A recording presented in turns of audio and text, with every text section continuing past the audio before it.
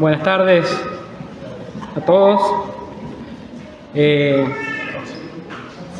acerco un poco? Ahí está. Ahora sí se me escucha mejor. Buenas tardes a todos. Estoy estudiando el seminario y estoy en la última materia, y si el tutor, que es Tommy, me aprueba, lo voy a terminar, así que vamos a ver. Y no soy un gran jugador de básquet, solamente estoy dando clase los lunes de 6 a 7, por si a alguien le interesa. Nada, una broma, nos juntamos a jugar, a tirar la pelota contra el aro en realidad, porque ni los puntos sumamos, ¿no es cierto? Ni los puntos. Hoy nos toca, ahora, este ratito, hablar de un tema que yo no sé si alguna vez ustedes escucharon una prédica, un mensaje, algo referido al fútbol. Levante la mano si alguien alguna vez escuchó un mensaje acerca del fútbol. Bueno, hay uno, bien. Hay algunos otros, bien. Bien. Para mí es la primera vez. Es la primera vez que comparto algo acerca de este tema, y cuando me preguntaban, ¿de qué vas a hablar? De fútbol. No, en serio, me dicen. No, el fútbol. ¿Y qué vas a decir? Vamos a ver qué es lo que el Señor tiene para decirnos. Yo quiero que en esta tarde, noche, compartamos unos minutos para pensar en el fútbol como un ejemplo de un problema mucho más profundo. De un problema que tiene que ver con todos nosotros, te guste o no te guste el fútbol. Vamos a hablar de un asunto que tiene que ver con absolutamente todos los que estamos acá y todos los que están en la tierra. Y es un problema que tiene que ver con poner las cosas en un lugar que solamente a Dios le corresponde. Y la pregunta que nos vamos a hacer es si el fútbol puede ocupar ese lugar que solamente Dios demanda que sea ocupado por Él. Así que vamos a comenzar a hablar acerca de esto. Y yo, cuando hablo de algo que ocupe el lugar de Dios en nuestras emociones, en nuestros pensamientos, en nuestro corazón, ese lugar que solamente a Dios le pertenece, la palabra de Dios le pone un nombre. Y ese nombre es idolatría. Cuando hay algo que ocupa el lugar de Dios, que solamente Dios le corresponde en nuestro corazón, en nuestros pensamientos, en nuestra voluntad, la palabra de Dios le pone un nombre, y eso se llama idolatría. Así que vamos a hablar en primer lugar de este profundo problema que no es el fútbol, que es nuestro corazón, y que es un corazón que tiende a la idolatría. Vamos a leer en primer lugar un pasaje que está en Éxodo 20, seguramente lo has leído muchas veces. Y cuando uno piensa en la palabra idolatría, lo primero que se le viene a la mente es una persona adorando, postrándose, rindiéndole culto a una imagen o a una estatua. Y generalmente pensamos, en primer lugar, en los pueblos primitivos que tenían cientos de dioses, como los pueblos, los griegos, los romanos, los egipcios, que tenían dioses para absolutamente todo. Entonces, cuando nosotros pensamos en la idolatría, automáticamente se nos va la imagen a estas cosas. Pero fíjate lo que dice la palabra de Dios en Éxodo 20. Allí en Éxodo 20 encontramos los 10 mandamientos. Y los primeros 2 mandamientos de estos 10 tienen que ver con la idolatría. Y el Señor dice lo siguiente. Éxodo 20, versículo 3 al 6. No tendrás otros dioses delante de mí. Versículo 4. No te harás ningún ídolo, ni semejanza alguna de lo que está arriba en el cielo, ni abajo en la tierra, ni en las aguas debajo de la tierra. No los adorarás ni los servirás, porque yo, el Señor tu Dios, soy Dios celoso, que castiga la iniquidad de los padres sobre los hijos, hasta la 3ª y 4ª generación de los que me aborrecen, y muestro misericordia a millares, a los que me aman y guardan mis mandamientos. Está ahí. Esto es una de las tantas advertencias que encontramos en la palabra de Dios acerca de la idolatría. La Biblia habla vez tras vez de que tenemos un profundo problema en el corazón y que nuestro corazón tiende a la idolatría. Por eso, en primer lugar, el Señor manda de que no nos hagamos ídolos, que no nos hagamos ninguna imagen. Ahora, esto Dios se lo puso al pueblo de Israel, pero cuando vos ves la historia del pueblo de Israel, te das cuenta de que vez tras vez el pueblo de Israel no cumplió con este mandamiento. Por ejemplo, Moisés está en el monte Sinaí, está recibiendo esta palabra de parte de Dios, estas 2 tablas, estos 10 mandamientos, y el pueblo, días después, ya está haciendo un becerro. ¿Se acuerdan de esa historia? A Aarón, que dice, yo junté oro, lo tiré al fuego y apareció el becerro. Eso fue lo que dijo Aarón. Y después el pueblo de Israel, una y otra vez cayó en idolatría. Cayó en idolatría, por ejemplo, ¿se acuerdan de esa serpiente de bronce que levantó Moisés? Dice que el pueblo de Israel más adelante le rindió culto a esta serpiente de bronce. Cayó en idolatría cuando Gedeón hizo un efod. Y dice que este efod fue de tropezadero para el pueblo de Israel. El pueblo de Israel adoptó los dioses cananeos, todos los dioses cananeos. En algún punto los israelitas le rindieron culto. Déjame nombrarte a algunos: Baal, Asera, Quemos, Dagón. Absolutamente a todos. Y esto es evidencia de que la idolatría ha sido siempre un problema continuo en el hombre y casi, o diría sin el casi, inevitable. Y que las formas de idolatría son diversas. Pero cuando nosotros pensamos en la idolatría, pensamos en los pueblos primitivos, como recién decíamos, o en el caso del pueblo de Israel, que caía continuamente en la idolatría vez tras vez, y que rindió cultos a diferentes dioses, a diferentes cosas. Pero fíjate lo que Pablo nos va a decir en 1 Corintios 10. En 1 Corintios 10, Pablo nos va a poner como ejemplo al pueblo de Israel y nos va a hacer 2 advertencias. Y ya Pablo no le está hablando al pueblo de Israel, sino que le está hablando a la iglesia. Y Pablo le va a decir a los corintios lo siguiente en el versículo 7 del capítulo 10 de 1 Corintios. Le dice así: no sean, pues, habiendo puesto como ejemplo al pueblo, no sean, pues, idólatras, como fueron algunos de ellos, según está escrito, el pueblo se sentó a comer y a beber y se levantó a jugar. Y fíjate la última advertencia en el versículo 14, dice: por tanto, amados míos, huid de la idolatría. Por lo tanto, el problema de la idolatría, en lo que lo vemos como un ejemplo al pueblo de Israel que cayó vez tras vez, es también un peligro para nosotros. Porque por algo está la advertencia: no sean idólatras, huyan de la idolatría. Fíjate en el texto que leímos recién en Éxodo 20, el Señor le dice: no te harás ningún ídolo, ni semejanza alguna de qué cosa, de lo que está arriba en el cielo, ni abajo en la tierra, ni en las aguas debajo de la tierra. Es decir, que Dios está poniendo que cualquier cosa puede llegar a tender a que nosotros lo hagamos un ídolo. Por eso lo incluye absolutamente todo.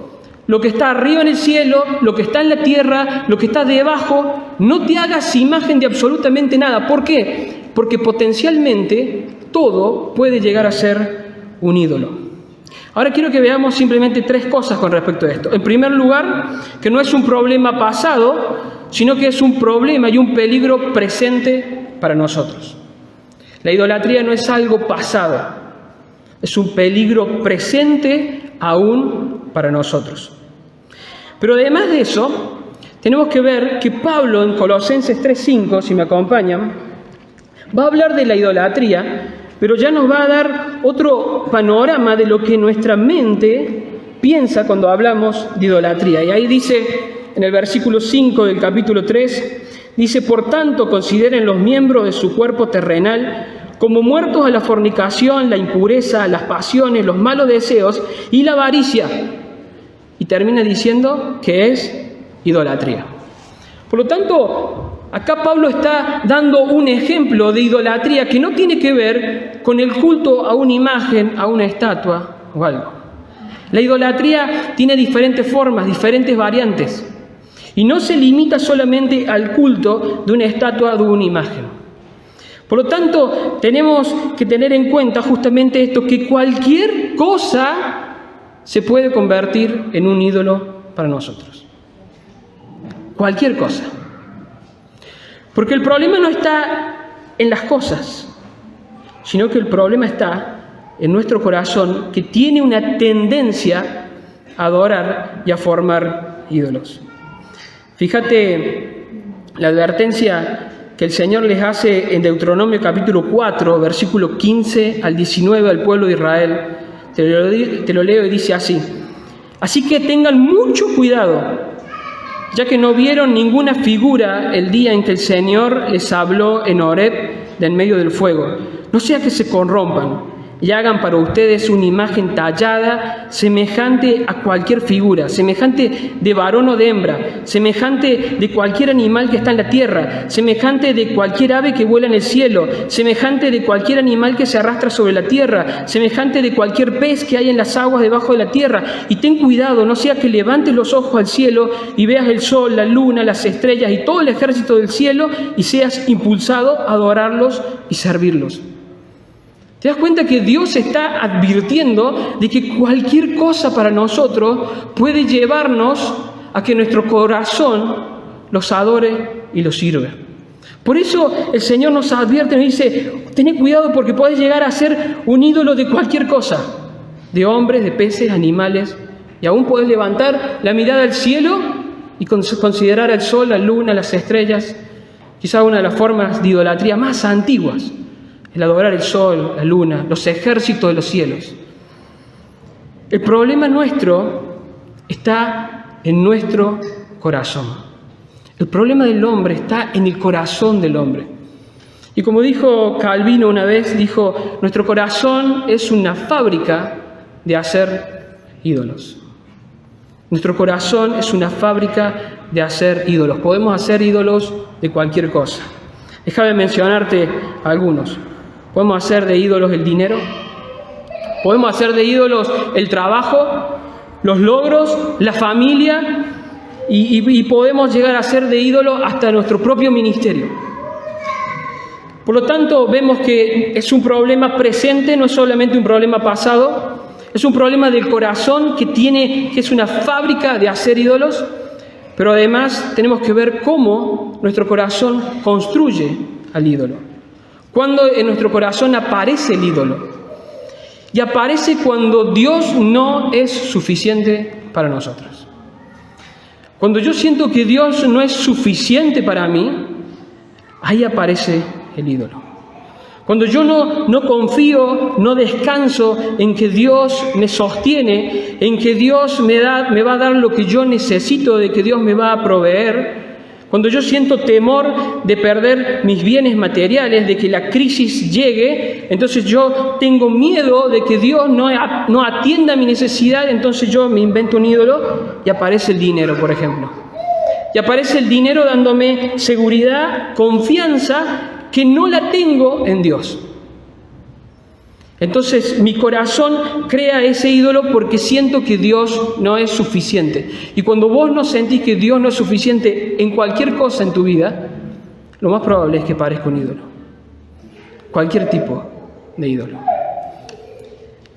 Habiendo hablado de esto, ahora hablemos de fútbol. ¿Puede el fútbol formar parte de esta larga lista de ídolos? Recién dijimos que todo, absolutamente todo, nuestro corazón lo puede convertir en un ídolo. Y el fútbol no es una excepción a la regla. Y yo quisiera traerte dos evidencias de esto. En primer lugar, una evidencia social. Cuando nosotros vemos el problema de la idolatría en nuestra sociedad, vemos que está plagado de idolatría, ¿no? Yo por ejemplo, cuando camino por ahí presto atención justamente a esto. La cantidad de imágenes que hay, Gauchito Gil, difunta Correa. Cada vez que voy al trabajo siempre me cruzo con un santuario a la difunta Correa y al Gauchito Gil. En las plazas, en la entrada de mi trabajo hay una imagen de la Virgen María. Entonces, nuestra sociedad está plagada absolutamente de idolatría. ¿Pero qué pasa con el fútbol? Ahora, nadie discute que el fútbol es un fenómeno social, es un fenómeno cultural, y que en Argentina se vive con una pasión quizás diferente a los demás países. He leído hasta algunos artículos que hacían una comparación, o más bien una afirmación que decía: el fútbol en la Argentina no es un deporte, es una religión. Y argumentaban por qué el fútbol para algunos es una religión. Déjame darte algunas cosas, algunas características que tiene el fútbol en Argentina que nos pueden llegar a pensar de que verdaderamente estamos delante de un fenómeno que no es simplemente cultural, sino que tiene una tendencia también a nosotros de apasionarnos por él de una manera equivocada. Y ahora los futboleros me van a entender un poco más. La jerga futbolera. ¿Sabes lo que es la jerga? Esas palabras que se utilizan solamente en algún ámbito. La jerga futbolera tiene en su diccionario la palabra ídolo. Y a vos te puede parecer vano o liviano esto, pero es una realidad. Cuando vos te pones a hablar de fútbol y ves que los distintos clubes, los distintos equipos siempre tienen, ¿qué cosa? Un ídolo.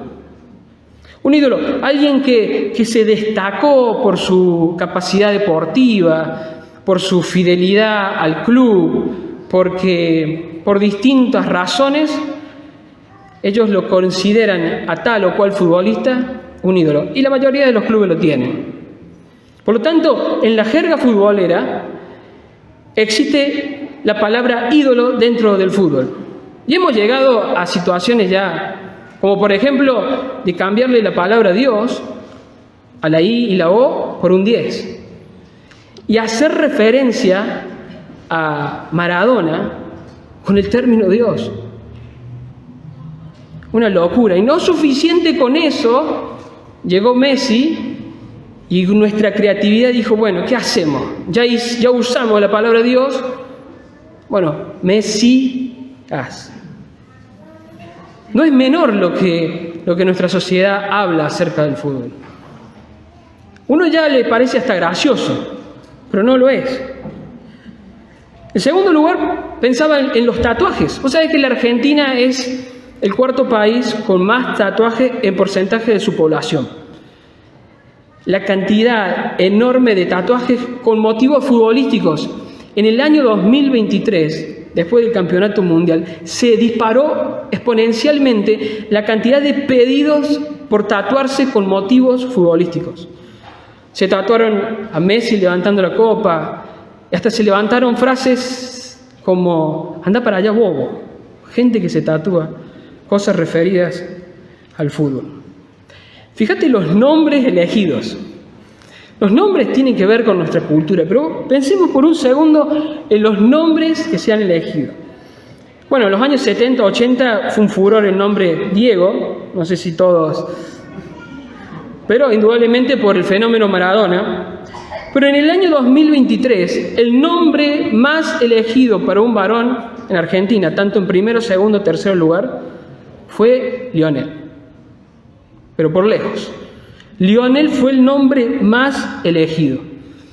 Fíjate que, por ejemplo, algunos de Belgrano le ponen a su hijo Celeste. Y para ser más creativo le ponen Victoria Celeste.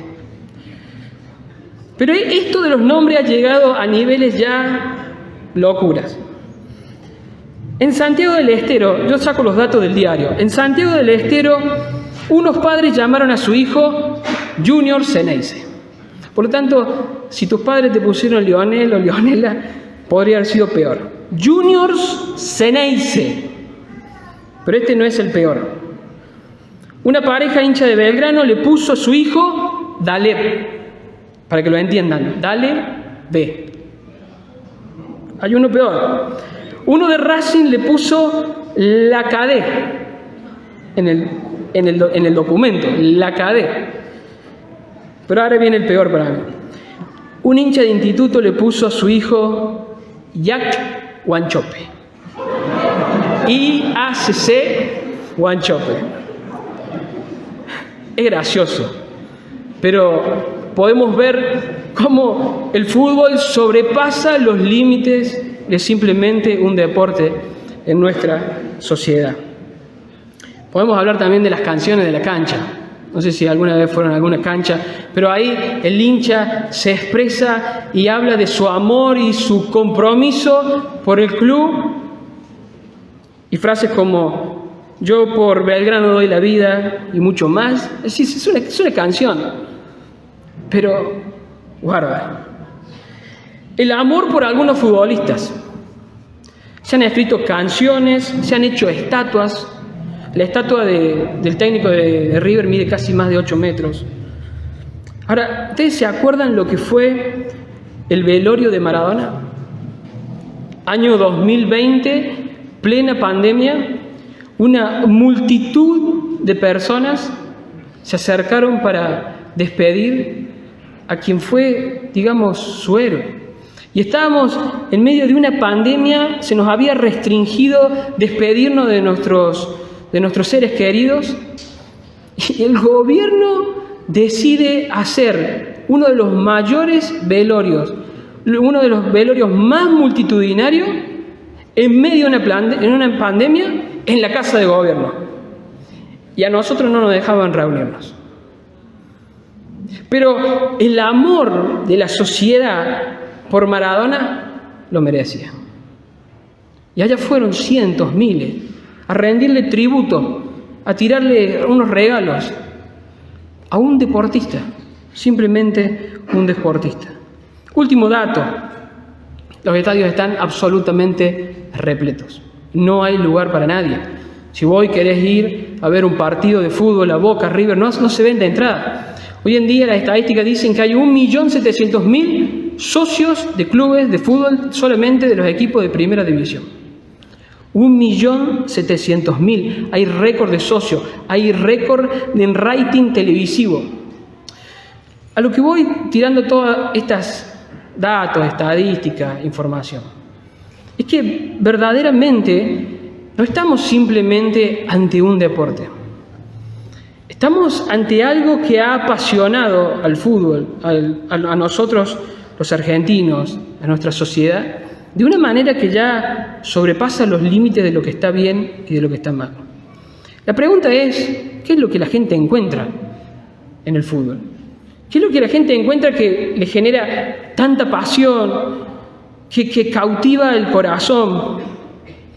Entretenimiento, identidad, sentido de pertenencia, felicidad, un descargo. La gente siente en el fútbol que se descarga. Entonces va a la cancha y suelta todo lo que guardó durante la semana y dice todas las malas palabras que no pudo decir en su casa, en el trabajo. ¿Qué es lo que la gente encuentra? Ahora, indudablemente, estamos delante de un ídolo cultural. Analizando lo que la sociedad ha hecho con este deporte, estamos delante de un ídolo cultural. Ahora, cuando nosotros hablábamos recién de que el ídolo no es una cuestión pasada, sino que puede ser algo que nos afecte hoy, tenemos que tener en cuenta que lo que nuestra sociedad considera como un ídolo o ha formado como un ídolo, me puede afectar a mí. Por ejemplo, yo no tengo riesgo de caer en la idolatría de adorar a Zeus o Mercurio, que lo hacían hace 2000 años atrás en Grecia. El riesgo es nulo. Tampoco voy a caer en la idolatría de adorar una vaca como hacen en la India. Ahora, la sociedad me ofrece sus ídolos, me muestra sus ídolos, me muestra lo que a ella le da la importancia, entonces yo tiendo también a adorar y a crear los mismos ídolos que la sociedad. Ponemos el ejemplo de fútbol, pero las variantes pueden ser muchísimas. La sociedad nos muestra la importancia del materialismo, la importancia del logro personal. Nos va mostrando lo que significa verdaderamente vivir. Entonces yo, a partir de lo que la sociedad me enseña, es que yo también adopto esa forma de pensar. Lo que la sociedad considera importante tiende también a contagiarme a mí. Por eso tengo que estar, como dijo el apóstol Pablo, cuidado. Y tengo que huir de la idolatría. Fíjate lo que dice, volvamos a la palabra de Dios, dice Ezequiel capítulo 14, versículo 3, le dice así: En otra advertencia más al pueblo de Israel, le dice: hijo de hombre, estos hombres han erigido sus ídolos en su corazón. Ya no es una cuestión de una estatua, de una imagen, es una cuestión del corazón. Y puede haber ídolos en nuestro corazón. En primer lugar, quise mostrarles una evidencia, analizando algunas cuestiones de nuestra sociedad. Ahora quiero mostrarles una segunda evidencia, una evidencia ya que tenga que ver con algo personal. Yo quisiera ver si hay algún voluntario que nos cuente a ver si alguna vez tuvo algún problema o que sintió por algún momento que el fútbol lo estaba cautivando de una manera que no debía cautivarlo. ¿No hay ningún voluntario? Entonces me ofrezco yo de voluntario. Yo quiero contarles, porque puede llegar a pensar de que yo vengo acá a hablar del fútbol y que para mí el fútbol es como el béisbol, no me afecta en nada. Yo quiero decirte, quizás hasta con vergüenza, que el fútbol en mi vida ocupó un lugar que no debía ocupar. Hace poco me llegó, eran las 2 de la mañana y me llega un mensaje. Como eran las 2 de la mañana, dije: quien me escribe no debe estar por lo menos en Argentina. Dicho y hecho, no estaba en Argentina. Un amigo que vive en Europa, y me escribe y me dice: ¿vas a hablar de fútbol? Porque había visto la imagen. Ella es amigo compartido con Diego. Me dice: ¿vas a hablar de fútbol? Sí, le digo. Te toca en lo personal, me pone. Te toca en lo personal. Yo tengo que reconocer que en algún momento de mi vida el fútbol me ocupó algo que no debía ocuparme. Yo quiero ser muy sincero con ustedes. Siempre me gustó el fútbol, siempre. Te cuento algunas historias por ahí que quizás te sirvan. Una vez tuvimos la oportunidad de ir a Barcelona con mi señora y mis suegros para visitar a mi cuñado que vive en Alemania. Hicimos una escapadita rápida de 2 días a Barcelona y había que hacer esos circuitos en colectivo. Y bueno, ¿a dónde vamos? Hay que aprovechar rápido, hay que ver los lugares más importantes de la ciudad. Y mientras hacíamos el circuito, de pronto ahí apareció el estadio de Barcelona, el Camp Nou. Yo dije: ustedes vayan a donde quieran, yo me bajo acá. Y ahí estuvo Raúl dando vuelta por el Camp Nou, subió por las escalinatas, miró el césped, el vestuario. Y para cualquiera decir: qué tontería, pagar una entrada para ver un estadio vacío. Pero ahí fui. Al otro día, la excursión era ir al Monte Tibidabo, monte famoso. Pero ese mismo día se jugaba un partido, jugaba Barcelona-River por la final de la Copa del Mundo, del Mundial de Clubes. ¿Qué hizo Raúl?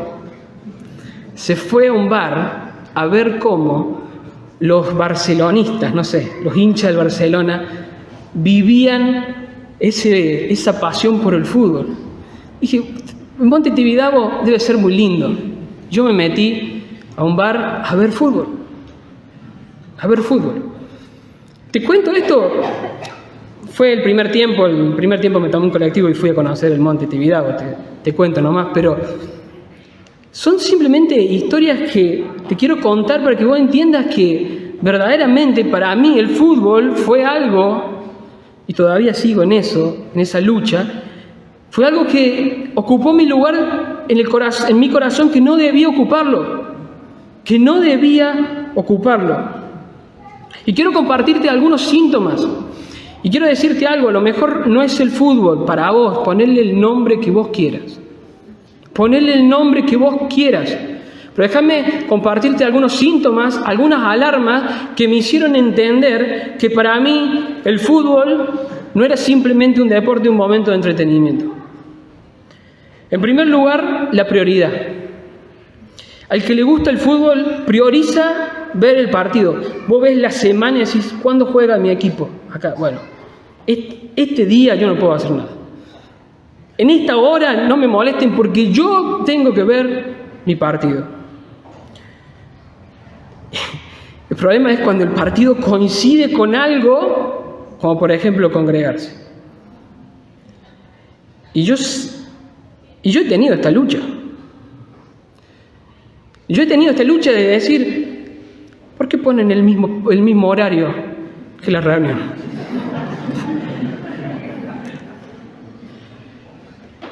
Hay cosas peores que he hecho. Yo he estado en reuniones, y lo digo con vergüenza, yo he estado en reuniones pendiente del resultado de un partido. Pendiente del resultado de un partido. Y cuando yo analizo mis prioridades y pienso en esas prioridades, digo, algo está mal. Algo está mal. En segundo lugar, el tiempo. Cuando vos estás en búsqueda de un ídolo, pensá el tiempo en el cual vos le ofreces a eso. Tiempo viendo fútbol. Yo no solamente veía los partidos, veía la previa del partido, el partido y los comentarios del partido, para ver quién opinaba o qué opinaban los demás acerca de lo que acabamos de ver. Y no solamente veía el partido del que me gustaba, del equipo que me gustaba, sino cualquier partido. Sacachispa Atlanta, ahí lo veía. Partido de la Liga Turca. Y el tiempo es una variable a tener en cuenta. Para enfocar y mirar nuestros ídolos, mirar tus prioridades y mirar también el tiempo, porque el Señor nos dice que aprovechemos bien el tiempo. Entonces, si vos querés detectar los ídolos de tu corazón, y yo tengo que detectar los míos, mirá a qué le dedicás tiempo. Porque el tiempo termina siendo vida. Entonces las prioridades, el tiempo, los pensamientos. El futbolero no deja de pensar cuando termina el partido. Piensa y sigue pensando. Y piensa en el partido. Conversaciones. ¿De qué hablo? Discusiones sobre fútbol, comentarios sobre fútbol. Tengo que comentar en la red social. Yo les voy a decir algo, viste que el Facebook te trae esos recuerdos de hace 10, 12 años. Yo me doy cuenta que la mayoría de los comentarios, los recuerdos eran de fútbol. Y hoy pongo borrar publicación. Borrar publicación. Pero sin indudablemente que son alarmas, síntomas de que algo no estaba bien. Emociones, resultados que afectan tu estado de ánimo. Nosotros, mi abuelo era hincha de Belgrano y mi abuela sabía decir, tu abuelo cuando perdía Belgrano se iba a dormir a la cama, porque le afectaba tanto que perdiera que no lo podía. Guarda con esto, cuando algo te afecta sobre un resultado no te puede afectar el estado de ánimo. Alegrías que no te las genera ninguna cosa o tristezas. Si yo tuve que ser franco con ustedes, la final del Mundial 2014 me afectó. Era un partido de fútbol. Pero había un síntoma ahí de que algo no estaba bien. El dinero. A veces sostener un ídolo es dinero, es plata. No es solamente, hay que pagar la cuota de socio. Hay que pagar el abono, porque no es solamente, hay que pagar el abono. Hay que pagar el pack fútbol. Y hay que comprar la nueva remera, porque la vieja ya no va a la nueva también. Entonces, el ídolo te reclama también dinero. Todo tipo de cosas. Y yo te lo digo esto con vergüenza, pero también te digo que a lo mejor para vos el fútbol son 22 pavotes corriendo detrás de una pelota, pero guarda, porque a lo mejor tu ídolo tiene forma de otra cosa. Y para vos a lo mejor te puede parecer una tontería perder 2 horas de la semana viendo un partido de fútbol, pero déjame preguntarte, ¿cuántas series estás viendo por semana? ¿Cuántos capítulos de las series ves por semana? ¿Podés pasar horas viendo series? ¿Cuánto tiempo le perdés en las redes sociales? Entonces tenemos que examinar todos estos síntomas en nuestro corazón, la prioridad, el tiempo, nuestros pensamientos, nuestras conversaciones, nuestras emociones, el dinero. Déjame leerte lo que dice el apóstol Juan en 1 Juan 2, 15 al 17. Y creo que esto es una buena definición de lo que es idolatría. Dice, no amen al mundo ni las cosas que están en el mundo. Si alguien ama al mundo, el amor del Padre no está en él. Porque todo lo que hay en el mundo, la pasión de la carne, la pasión de los ojos y la arrogancia de la vida, no proviene del Padre, sino del mundo. El mundo pasa y también sus pasiones, pero el que hace la voluntad de Dios permanece para siempre. El problema no es el fútbol. El problema es mi corazón, que ama y se apasiona por cosas que no valen la pena. Que ama y apasiona cosas que compiten contra Dios. Por eso el apóstol Juan nos advierte. La pregunta es, ¿qué hacemos? Y tenemos que responder, ¿qué hacemos? Porque hemos visto al fútbol como un ejemplo de lo que nuestro corazón puede llegar a hacer, de lo que la sociedad hace, de lo que individualmente, pero ya lo hemos dicho 100 veces, la idolatría toma diversas formas y que todo puede ser un ídolo para nosotros. ¿Qué hacemos entonces en nuestra lucha contra la idolatría? 1 Juan 5:21 dice así: hijos, en la última advertencia de Juan en su primera carta, hijos, guardaos de los ídolos. Y Pablo nos decía, huid de los ídolos, y Juan nos dice, guardaos, guardaos. Y esa palabra es, sean vigilantes, custodien, estén atentos, estén de guardia, vigilen. Y Juan nos hace esta advertencia porque sabe que tenemos una tendencia a la idolatría. Que nada llegue a ser un sustituto de Dios en nuestro corazón. Tenemos que guardarnos de los ídolos. Debemos estar vigilantes, custodiando nuestro corazón. Quiero terminar con 3 cosas simplemente. Respondiendo a esta pregunta de entonces, ¿qué hacemos? Quiero que leamos un versículo y con esto ya vamos terminando. Hebreos 12 del 1 al 2.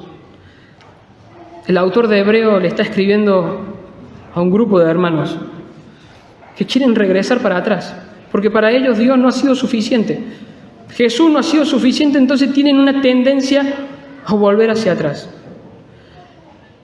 Y aquí el escritor va a decir lo siguiente, Hebreos 12, 1 al 2. Por tanto, dice, puesto que tenemos en derredor nuestro tan grande nube de testigos, despojémonos también de todo peso y del pecado que tan fácilmente nos envuelve. Corramos con paciencia la carrera que tenemos por delante, puesto los ojos en Jesús, el autor y consumador de la fe, quien por el gozo puesto delante de él soportó la cruz, despreciando la vergüenza, y se ha sentado a la diestra del trono de Dios. Quiero compartirte 3 cosas.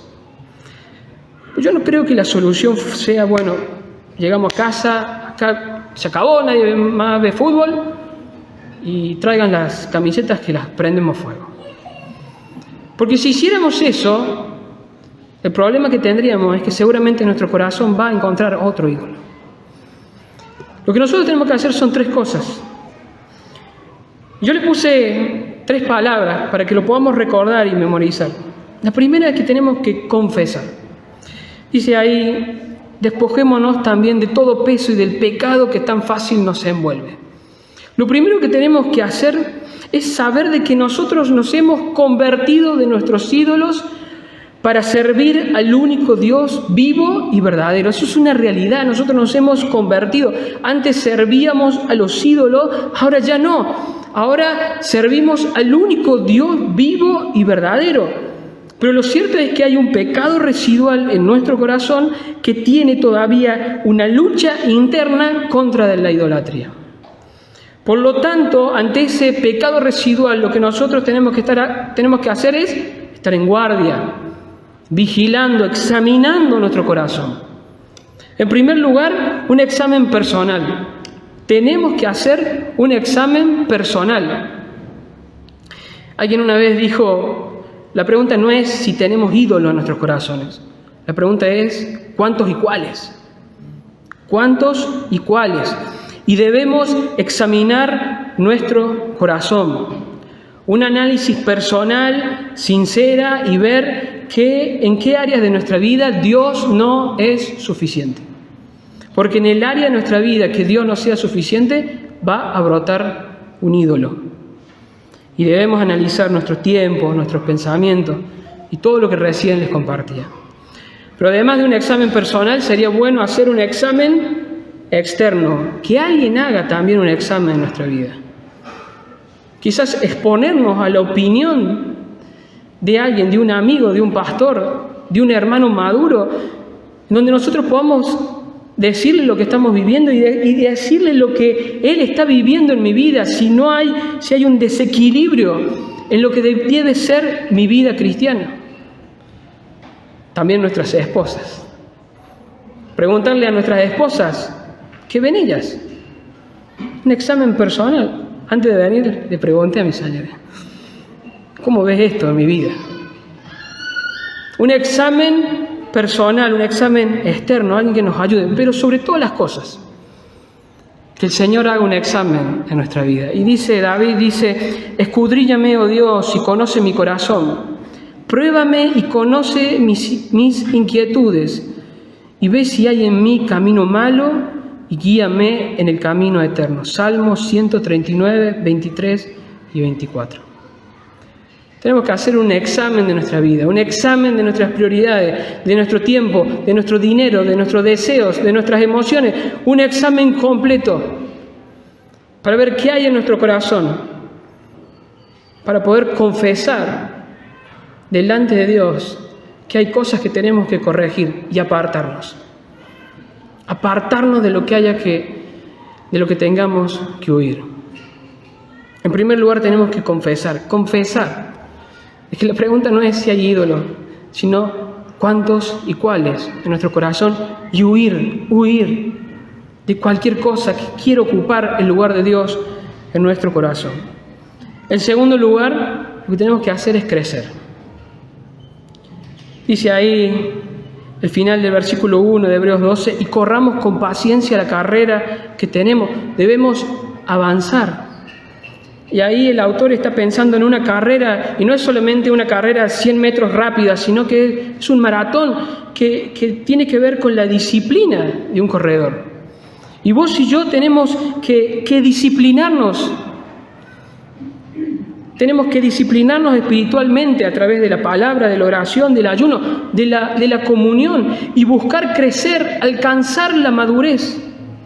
Porque con la madurez, dice Hebreos 5:14, que viene la capacidad de discernir las cosas que están bien y las que están mal. Entonces vos y yo tenemos que crecer y alcanzar la madurez suficiente para poder empezar a entender qué cosas están bien y qué están mal. Y ese discernimiento espiritual viene con la madurez. Viene con la madurez. Y viene especialmente con el estudio de la palabra de Dios. Básicamente tengo que crecer en dos cosas: en el conocimiento de Dios y en el conocimiento de mi identidad en Cristo. En el conocimiento de Dios, yo creo que nosotros cometemos y creamos nuestros ídolos porque no logramos entender quién verdaderamente es Dios, y que Dios es capaz de satisfacer todas, absolutamente todas mis necesidades, que Dios es suficiente para mi vida. Yo necesito conocerlo a Él, y en la medida que cada vez más lo conozca, más lo voy a amar, más va a cautivar mi amor, porque Dios es demasiado grande, demasiado hermoso. Mi corazón lo va a amar y va a desechar cualquier cosa que quiera ocupar el lugar que solamente le corresponde a Dios. Y además debemos crecer en nuestra identidad en Cristo. ¿Quién soy? ¿Quién soy? Dice el apóstol Pedro, que Jesús nos rescató de nuestra vana manera de vivir. Había una vana manera, una manera inútil de vivir, y ahora nos ha dado un propósito, que es darle gloria al Señor. Y por lo tanto tenemos que vivir en esta tierra como ciudadanos del cielo, que tienen sus prioridades correctas, que gastan su dinero de manera correcta, que aprovechan el tiempo de manera correcta, y que en esta tierra somos solamente extranjeros y peregrinos. Por lo tanto, confesar y crecer. Y por último, contemplar. Dice ahí el autor de Hebreos, puesto los ojos en Jesús, el autor y consumador de la fe, quien por el gozo puesto delante de él, soportó la cruz. Nosotros tenemos que poner nuestra mirada en Jesús, enfocarnos solamente en Jesús. Me gusta la Nueva Traducción Viviente porque lo traduce así. Esto lo hacemos al fijar la mirada en Jesús, el campeón que inicia y perfecciona nuestra fe. Nosotros tenemos que enfocarnos en Jesús, enfocarnos en su grandeza, su poder, su amor, su fidelidad, y que esto va a evitar que nuestro corazón busque paz, seguridad, felicidad, plenitud o cualquier cosa en otro lugar. Debemos fijar nuestra mirada en Jesús, en la persona de Jesús y en lo que Jesús hizo por nosotros. Él es nuestro campeón. Él es nuestro campeón. Él tuvo un triunfo en aquella cruz. Él recibió el castigo de nuestros pecados, pero triunfó. Él es verdaderamente nuestro campeón. Nada se compara con la victoria que Jesús logró en la cruz. Y cuando yo conozco más la persona de Jesús y lo que el Señor hizo por mí y lo que el Señor es, mi corazón va a quedar cautivado por su persona. Y nada, absolutamente nada, va a ocupar el lugar que solamente a Jesús le corresponde. Tenemos que pulverizar nuestros ídolos, destruirlos, huir de ellos, destrozarlos.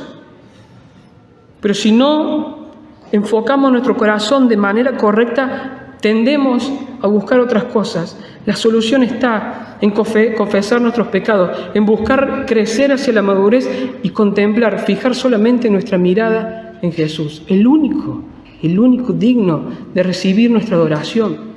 El único digno que lo amemos como Él merece ser amado, como Él demanda ser amado, con toda nuestra fuerza, con todo nuestro corazón, con toda nuestra mente. Él es un Dios celoso que no comparte que nosotros amemos otra cosa más que a Él. Él no lo comparte. Por lo tanto, confesemos nuestro pecado, habiendo hecho un examen. Busquemos crecer hacia la madurez. Y sobre todo, enfoquémonos en Jesús, nuestro campeón. Vamos a orar. Padre del cielo, muchas gracias por tu palabra. Señor, confesamos delante de ti que nuestro corazón es engañoso y perverso, como vos lo decís en tu palabra, y que está inclinado al mal, pero nosotros nos hemos convertido, Señor, por tu gracia y por tu misericordia, de todos nuestros ídolos, y ahora te servimos a vos. Señor, esta lucha interna todavía continúa muchas veces en nuestro corazón, pero queremos que vos seas suficiente para nosotros en absolutamente todo, Señor, en todo. Que para que nuestro amor esté solamente hacia vos, que te podamos amar con todo nuestro corazón, con toda nuestra mente, con toda nuestra fuerza, que podamos usar nuestro tiempo, nuestro pensamiento, nuestro dinero, todo para darte la gloria que solamente a vos te corresponde. Señor, ayúdanos a confesar nuestros pecados, a examinar nuestro corazón, que tu Espíritu Santo nos examine y que nos muestre y que nos corrija, Señor, del camino equivocado. Ayúdanos, Señor, a disciplinarnos para alcanzar la madurez, para tener el discernimiento de lo que está bien y de lo que está mal. Señor, sobre todas las cosas, ayúdanos a contemplarte solamente a vos, a fijar nuestra mirada. Hay tantas cosas que nos distraen, Señor, pero nosotros necesitamos enfocarnos en vos, en tu Hijo y en el sacrificio que Jesús hizo a favor nuestro. Señor, necesitamos de tu ayuda. No lo podemos hacer solos. Necesitamos de tu ayuda y sabemos que vos estás dispuesto a ayudarnos, Señor. Muchas gracias, Señor, por este tiempo, porque en tu palabra podemos encontrar respuestas aún para las cosas más sencillas de nuestra vida. Te pedimos tu ayuda para poder aplicarlas y atesorarlas en nuestro corazón. En el nombre de Cristo Jesús. Amén.